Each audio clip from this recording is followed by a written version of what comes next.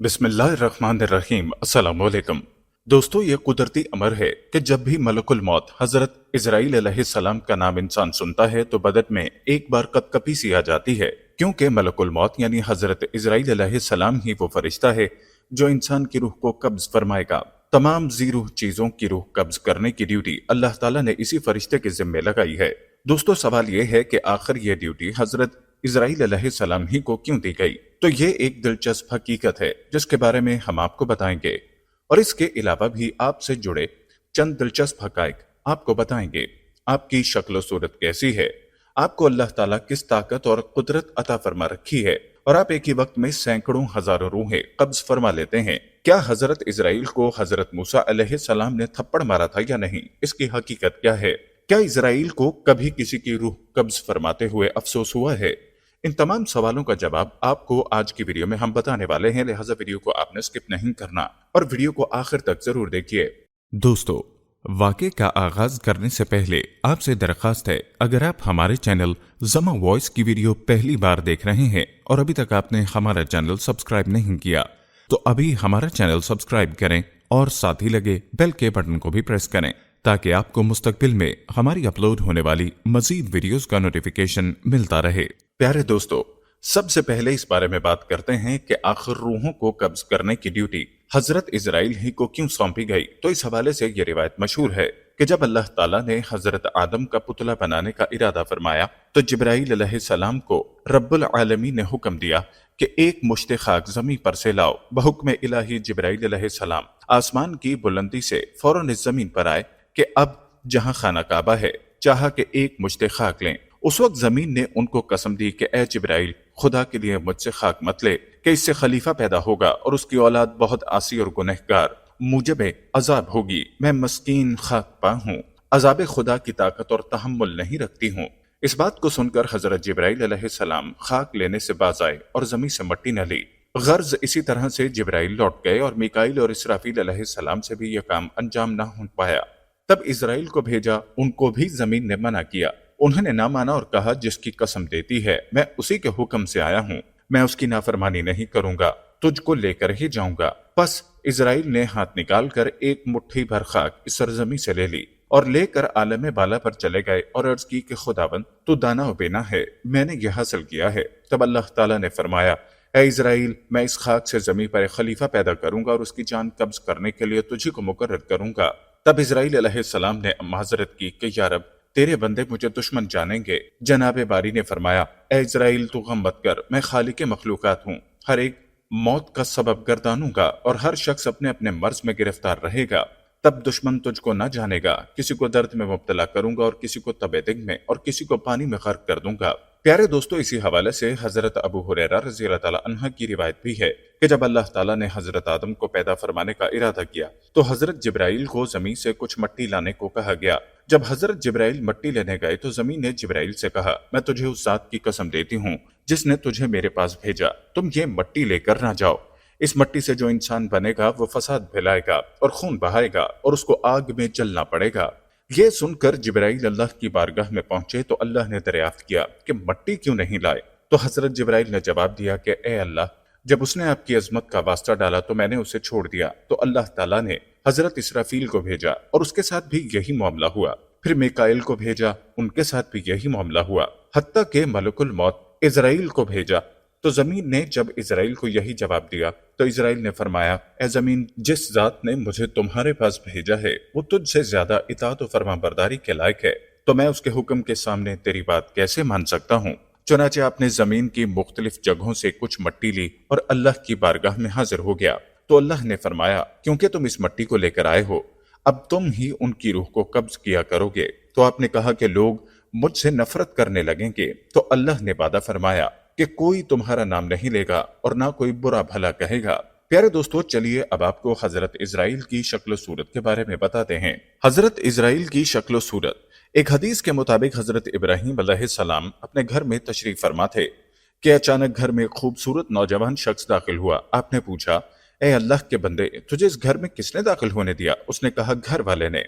आपने फरमाया, बेशक साहिब खाना को इसका इख्तियार है, ये तो बताओ तुम कौन हो? उसने कहा कि मैं मलकुल मौत हूँ। आपने फरमाया, मुझे तुम्हारी चंद निशानियां बताई गई हैं, मगर तुम में उनमें से कोई निशानी भी नजर नहीं आ रही। तो मलकुल मौत ने पीठ फेर ली और आपने देखा कि उनके जिस्म पर आंखें ही आंखें नजर आने लगीं और जिस्म का हर बाल नोकदार तीर की तरह खड़ा था।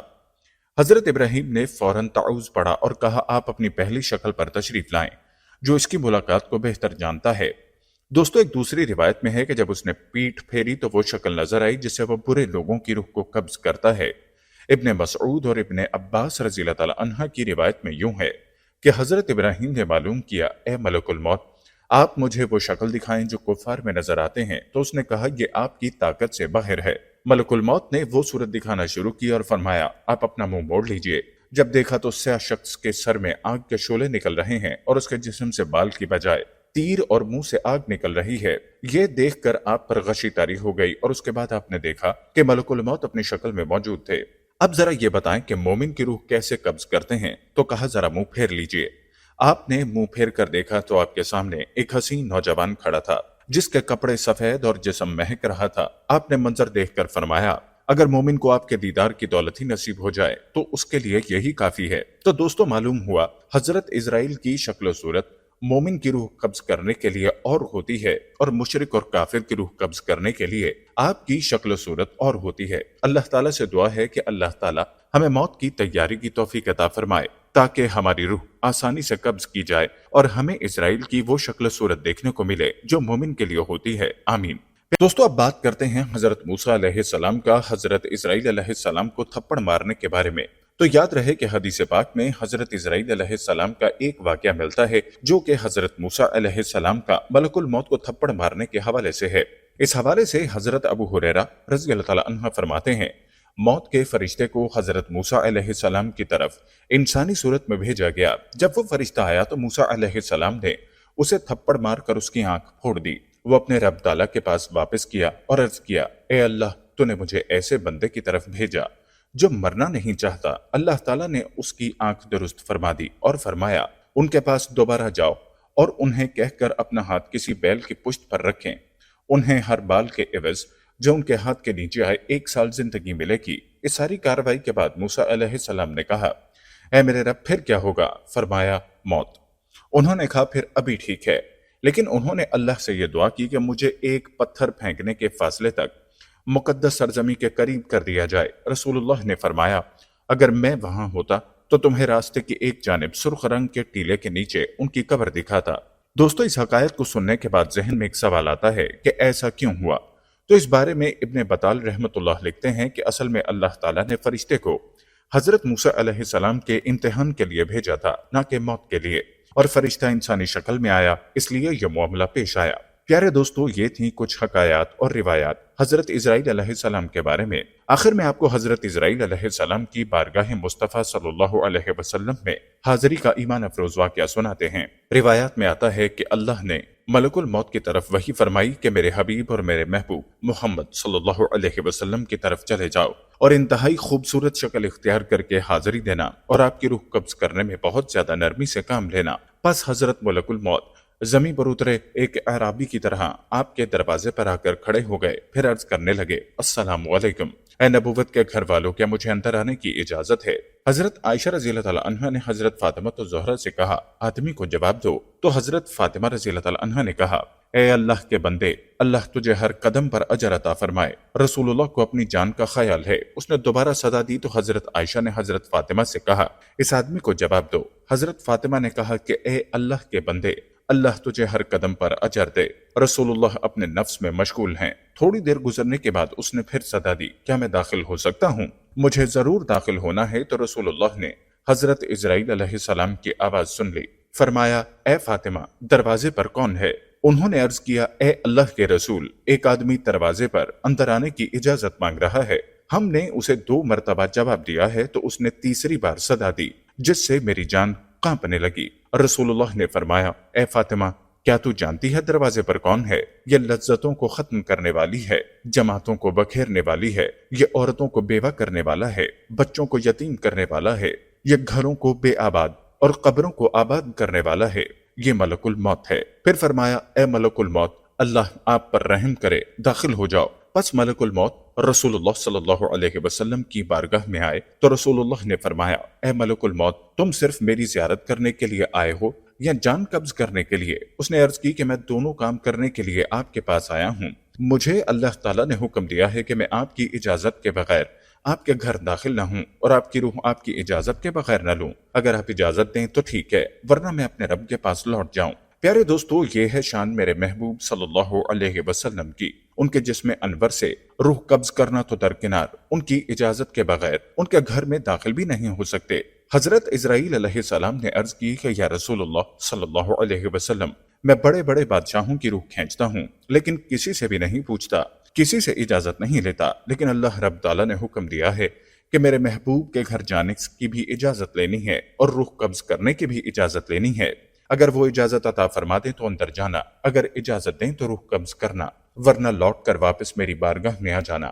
دوستو، یہ ہے مقام محبوبیت، لیکن آج کے گمراہ قسم کے لوگ اس عرفہ و اعلیٰ مقام کو سمجھتے نہیں اور اپنی مثل قرار دیتے ہیں۔ یہ تو وہ مقام ہے جہاں ملک الموت دست بدست اذن مانگ رہا ہے کہ میرے رب نے حکم فرمایا ہے کہ اگر میرے محبوب روح کا اذن عطا فرما دیں تو ٹھیک ہے، ورنہ گستاخی نہ کرنا اور فوراً لوٹ کے میری بارگاہ میں حاضر ہو جانا۔ صحیح ستہ میں یہ حدیث موجود ہے کہ خالق کائنات نے حضور نبی اکرم صلی اللہ علیہ وسلم کو باقاعدہ اختیار دیا تھا کہ اے محبوب، اگر ہمیشہ کی زندگی چاہو تو ہمیشہ زمین کے اوپر چلتے پھرتے رہو، اور چاہو تو میرے پاس آ جاؤ۔ یہ آپ صلی اللہ علیہ وسلم کی چاہت تھی کہ آپ نے فرمایا، اللہم الرفیق الاعلیٰ، یا اللہ، میں نے صحابہ کو سب کچھ بتا دیا ہے، اب میں رفیق اعلیٰ کو پسند کرتا ہوں۔ یہ اختیار کسی اور کو نہیں دیا گیا، بعض انبیاء علیہ السلام کو دیا گیا، لیکن محدود، کہ جتنا عرصہ رہنا چاہو رہ لو، بالآخر تمہیں آنا پڑے گا۔ لیکن رسول اللہ صلی اللہ علیہ وسلم کو خالق کائنات نے اذن عام دے دیا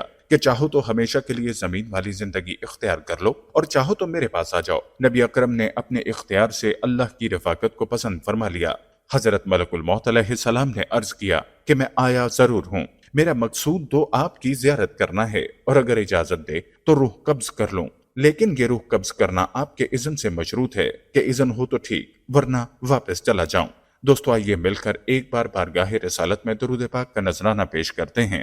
اللہم صلی علی محمد وعلی آل محمد کما صلیت علی ابراہیم وعلی آل ابراہیم انک حمید مجید۔ اللہم بارک علی محمد وعلی آل محمد کما بارکت علی ابراہیم وعلی آل ابراہیم انک حمید مجید۔ ہم یہ امید کرتے ہیں کہ آپ کو ہماری آج کی یہ ویڈیو ضرور پسند آئی ہوگی۔ اگر آپ کو ہماری آج کی یہ ویڈیو پسند آئی ہے تو سب سے پہلے اس کو لائک کریں، اپنی رائے کا اظہار کمنٹ سیکشن میں لازمی کریں۔ آخر میں آپ سے ایک بار پھر درخواست ہے کہ آپ ہمارے چینل زما وائس کو ضرور سبسکرائب کر لیں اور ساتھ ہی لگے گھنٹی کے بٹن کو بھی کلک کریں تاکہ آپ کے پاس ہماری آنے والی مزید ویڈیوز کا نوٹیفیکیشن پر وقت ملتا رہے۔